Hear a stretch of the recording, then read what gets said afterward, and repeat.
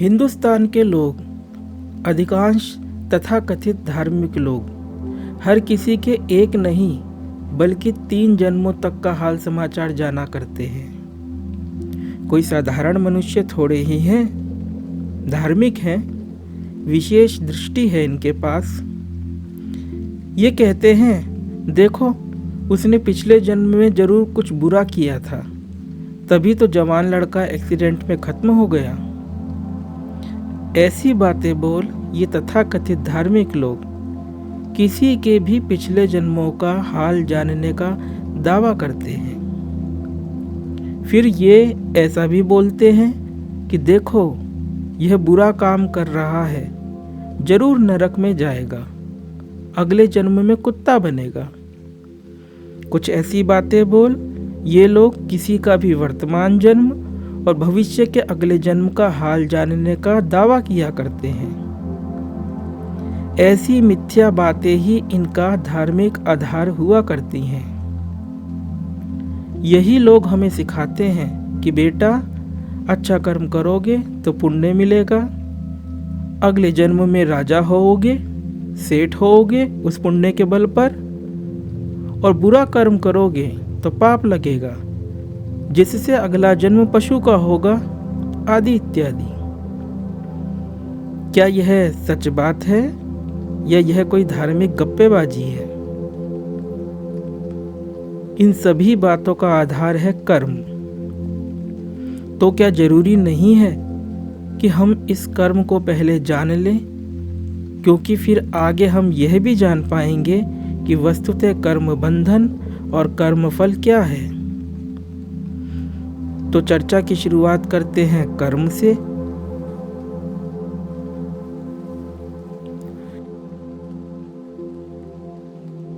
सामने नदी बह रही है, परंतु नदी कभी नहीं कहती कि मैं बह रही हूँ। यह आप कहते हैं कि नदी बह रही है। आप इसीलिए कहते हो क्योंकि आप ऐसा जान रहे हो। आपका यह जानना ही कर्म बन गया। सामने पेड़ है, पेड़ नहीं कहता कि मैं पेड़ हूँ, मैं नीम का या आम का पेड़ हूँ। यह आप कहते हो क्योंकि आप जानते हो। आपके इस प्रकार से जानने से ही कर्म की उत्पत्ति हो गई। कैसा कर्म? क्या पेड़ को देखना कर्म हो गया? क्या नदी को बहते देखना कर्म हो गया? जी हाँ, कर्म हो गया। कर्म इसलिए हो गया क्योंकि विसर्ग हो गया। विसर्ग अर्थात स्वयं का त्याग हो गया। इस विसर्ग को यदि समझ लिया तो जैसे कि सारा का सारा अध्यात्म ही समझ लिया, शेष कुछ भी नहीं रहा जानने के लिए। गीता के 3 और 4 अध्याय में श्री कृष्ण ने कर्म के विषय में अनेकों बातें कही, परंतु फिर भी अर्जुन 8वें अध्याय के प्रथम श्लोक में पूछता है, किम कर्म पुरुषोत्तम, अर्थात हे पुरुषोत्तम कर्म क्या है? यह बड़ी अजीब बात है। इसका अर्थ यही है कि अर्जुन नहीं जानता कि कर्म क्या है। बेशक श्री कृष्ण कर्म, कर्म बंधन, कर्म योग, अकर्म आदि की अनेक बातें अर्जुन से कहते रहे, परंतु वस्तुतः कर्म क्या है, कर्म का मौलिक एवं तात्विक स्वरूप क्या है, यह अर्जुन को नहीं पता। इस बात को अब हमें स्वयं पर भी घटाना चाहिए कि क्या हमें कर्म का तात्विक स्वरूप पता है, या हम यूं ही कर्म के विषय में नाना प्रकार की बातें कहते हैं, सुनते रहते हैं। अच्छे कर्म, बुरे कर्म की बातें तो बाद में की बातें हैं, बहुत बाद में की बातें हैं। सर्वप्रथम तो यह जानना नितांत अनिवार्य है कि वस्तुतः कर्म है क्या। अर्जुन ने भी यही पूछा, सीधे और संक्षेप में पूछा, किम कर्म पुरुषोत्तम, हे पुरुषोत्तम कर्म क्या है?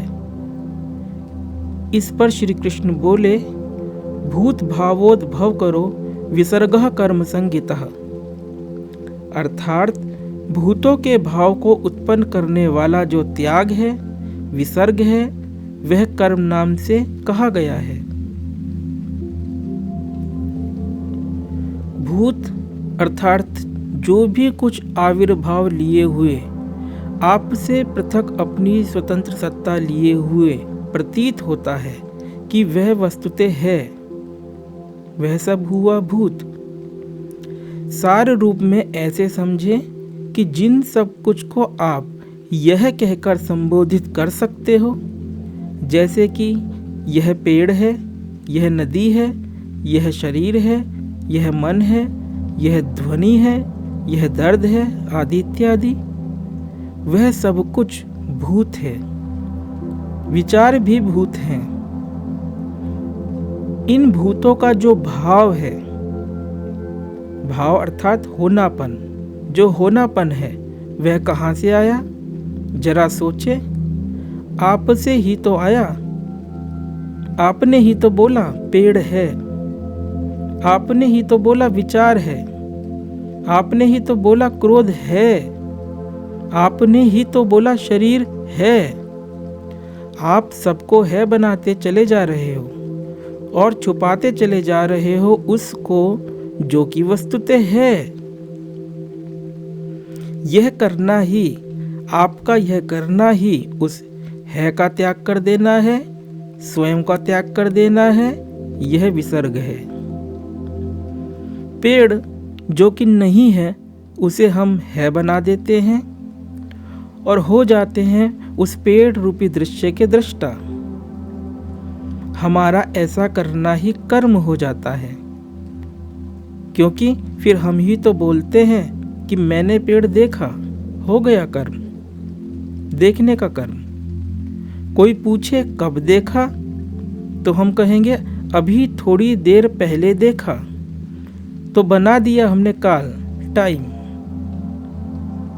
कोई पूछे कि पेड़ देखा तो कहाँ देखा, हम कहेंगे सामने देखा, तो बना दिया हमने देश अर्थात स्पेस। इस प्रकार से एक पेड़ से सारा संसार आ गया और पेड़ देखने वाले के रूप में हम भी आ गए, जो कि खुद को इस संसार में पेड़ से पृथक सत्ता लिए हुए पेड़ को देखने वाला समझता है। बात को और सरल करते हैं। आप जब अपनी नाक देखते हो या चाहे सुदूरस्थ चांद को देखते हो, तो आपका जो नाक को देखने का अनुभव है, क्या नाक पर घटित होता है? और ऐसे ही आपका जो चांद को देखने का अनुभव है, क्या वह अनुभव चांद पर घटित होता है? नहीं ना। जिसका कि अनुभव हो रहा है उस वस्तु विशेष पर जब वह अनुभव घटित होता ही नहीं है, तब किस आधार पर हम कहते हैं कि नाक इधर है और चांद उधर है? विवेक करें, जरा सोचें। अपनी नाक का और दूरस्थ चांद का, दोनों का अनुभव जब एक ही जगह पर घटित होते हैं, तो क्यों हमें यह प्रतीति होती है कि नाक इधर है पास में और चांद उधर है दूर, बहुत दूर? इस प्रतीति का कारण है केवल मात्र विचार। आपका विचार बोलता है कि पेड़ है, नाक है, चांद है, और इस विचार के साथ पूरा स्मृति बैंक, मेमोरी बैंक जुड़ा हुआ है। आपने पहले से ही देखे जाने वाली वस्तुओं के आकार के अनुसार, उनसे संबंधित विचार स्मृति के अनुसार उनका दूर पास होना ठहरा रखा है।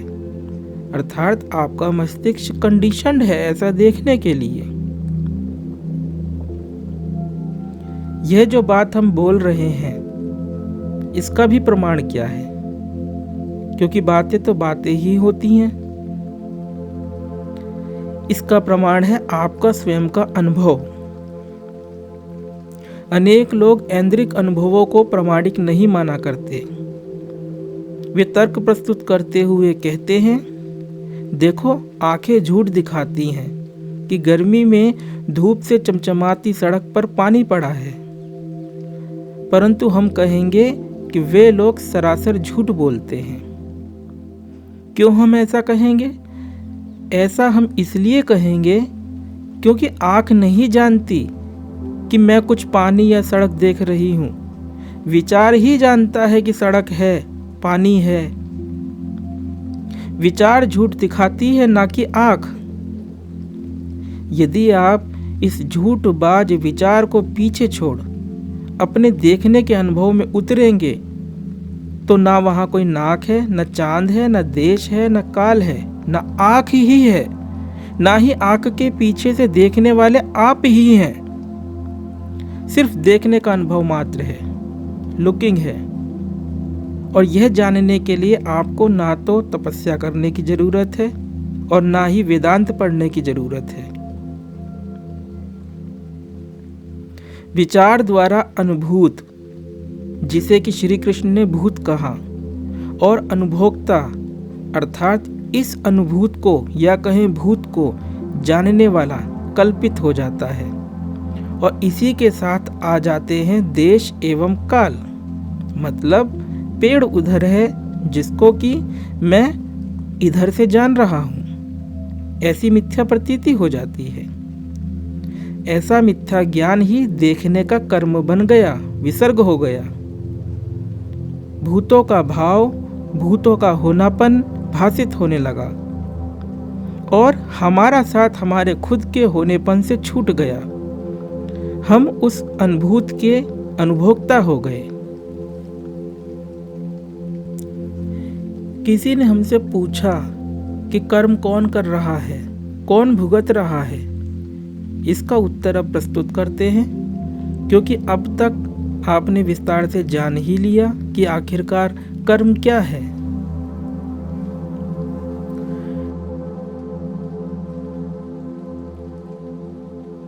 कर्म का तात्विक स्वरूप अब तक कहा गया कि विचार द्वारा देखने, सुनने, स्पर्श के, गंध आदि के अनुभव की व्याख्या हुआ करती है। तो जानी गई चीज अर्थात अनुभूत और जानने वाला अर्थात अनुभोक्ता, ये दोनों प्रक्षेपित या कहें कल्पित हो जाया करते हैं। और गौर करने लायक बात यह है कि जब कोई अनुभव होता है तब यह अनुभोक्ता होता ही नहीं है। क्यों नहीं होता है? इसलिए नहीं होता है क्योंकि विचार नहीं होता है। जब विचार होता है तब पेड़ होता है, पेड़ को देखने वाला होता है। अर्थात पेड़ को कोई नहीं बल्कि विचार देखता है। दर्द को कौन भोगता है? विचार भोगता है। कर्म हुआ, यह एक विचार है। और अच्छा कर्म, बुरा कर्म, पाप कर्म, पुण्य कर्म, ये भी विचार हैं। विचारों में विचारों का खेल है और कुछ नहीं। सार रूप में कहें तो कोई नहीं है जो कि कर्म करता है। आप कहते हो मैंने यह किया, मैंने वह किया, मैंने यह सुख भोगा, मैंने वह दुख भोगा, तो जरा इस मैं को खोजें कि यह है क्या? क्या वस्तुतः यह है भी? इसे खोजेंगे तो यह मिलेगा नहीं, बल्कि जो इसे खोजेगा वह भी नहीं रहेगा, क्योंकि खोजने वाला भी यही मैं है। अर्थात कुछ नहीं रहेगा। जो रहेगा उसी को आत्मा या कहें चैतन्य या शुद्ध में बोला जाता है। जो बात अभी हमने कही, इसी बात को इस भारतवर्ष की 3 महान हस्तियों ने अपने अपने तरीके से समझाने की चेष्टाएं की। ये 3 विभूतियां अलग अलग समय पर नहीं बल्कि लगभग एक ही समय में हुई। बस थोड़ा सा आगे पीछे का मामला है। इन 3 हस्तियों का लाभ भारत के लोगों ने उतना नहीं लिया जितना संसार भर के अनेक देशों से आए जिज्ञासुओं ने लिया। खेत की बात है, भारत के लोग तो छाछ में ही गुजारा किया करते हैं, मक्खन तो बाहर वाले ही पाते हैं। हमें फुर्सत कहाँ है इन बातों को जानने समझने की। हमें पुनर्जन्म, स्वर्ग, नरक आदि की मिथ्या बातों में ज्यादा रुचि है। इन 3 हस्तियों में पहली हस्ती थी दक्षिण भारत के तिरुवन्नामलाई के रमण महर्षि, जिन्होंने बार बार कहा, स्वयं से पूछो कि मैं कौन हूं। दूसरी हस्ती थी केरल के आत्मानंद कृष्णन मेनन, जो कि गृहस्थ ज्ञानी संत थे और अपनी सब इंस्पेक्टर की नौकरी करते हुए आजीवन उपदेश करते रहे कि मैं ही द्वार है। ये दोनों हस्तियां समकालीन थी। तीसरी हस्ती थी मुंबई के निसर्गदत्त महाराज, जो बोले मैं हूं के भाव पर आओ। तीनों ने एक ही बात को अपने अपने तरीके से कहा। मुख्य बात यह है कि अपने अपने तरीके से इन सभी हस्तियों ने यह जान लेने के लिए कहा कि व्यक्ति या कहे व्यक्ति का मैं है ही नहीं, जो कि कुछ करता हो और कुछ भोगता हो। 5000 साल पहले श्री कृष्ण भी यही बोले, इसी बात को समझाया। उसी का नाम गीता है। वे अर्जुन से बोले, प्रकृतिः क्रियमाणानि गुणः कर्माणि सर्वशः अहंकार विमूढ़ात्मा कर्ता अहमिति मन्यते। अर्थात संपूर्ण कर्म सब प्रकार से प्रकृति के गुणों द्वारा किए जाते हैं, परंतु जिसका अंतःकरण अहंकार से मोहित हो रहा है, ऐसा अज्ञानी मैं करता हूं ऐसा मानता है। बात वही है, बस सांख्य दर्शन के दृष्टिकोण से कही गई है, क्योंकि जिसे कहा जा रहा है वह ऐसे ही समझ सकता है। कुल मिलाकर बात यह है कि कर्ता आप नहीं हैं। कर्ता के रूप में किसी का होना एक कल्पना है, एक विचार है, विचारों का ही खेल है। एक उदाहरण से इसे समझें, जैसे कि दर्द एक संवेदना है। दर्द नहीं जानता कि मैं दर्द हूं। दर्द के अनुभव में, इस संवेदना में ना तो दर्द है, ना ही दर्द को भोगने वाला कोई है, परंतु एक विचार आता है, जैसे कि अरे बड़ा दर्द है। यह विचार जो कि दर्द के अनुभव में है ही नहीं, उस अनुभव की व्याख्या करते हुए दर्द और दर्द को भोगने वाला कोई है ऐसी प्रतीति कराता है। फिर दूसरा विचार आता है कि दवाई लेनी पड़ेगी। यह दूसरा विचार पहले वाले विचार से प्रतीत हुए दर्द को भोगने वाले अनुभोक्ता की मिथ्या सत्ता को और मजबूत करता है कि कोई है जिसे कि दवाई लेनी पड़ेगी, जिसे कि दर्द है। ऐसे ही एक मिथ्या भ्रामक सत्ता व्यक्ति विशेष या कहें जीव के होने की या किसी कर्ता अनुभोक्ता के होने की मिथ्या सत्ता मजबूत होती चली जाती है। हर कर्म एक विचार है कि कर्म हुआ, और इस कर्म या कहें विचार का परिणाम है कि कोई है जिसने कि कर्म किया, तो यह हुआ कर्ता भाव, डोयरशिप। यही कर्म बंधन है। कर्म की हर एक धारणा ने आपको आपके व्यक्ति के रूप में होने की धारणा को और अधिक पुष्ट कर दिया। इसी भ्रम से पीछा छुड़ाने का नाम अध्यात्म है। आज बस इतना ही। ओम।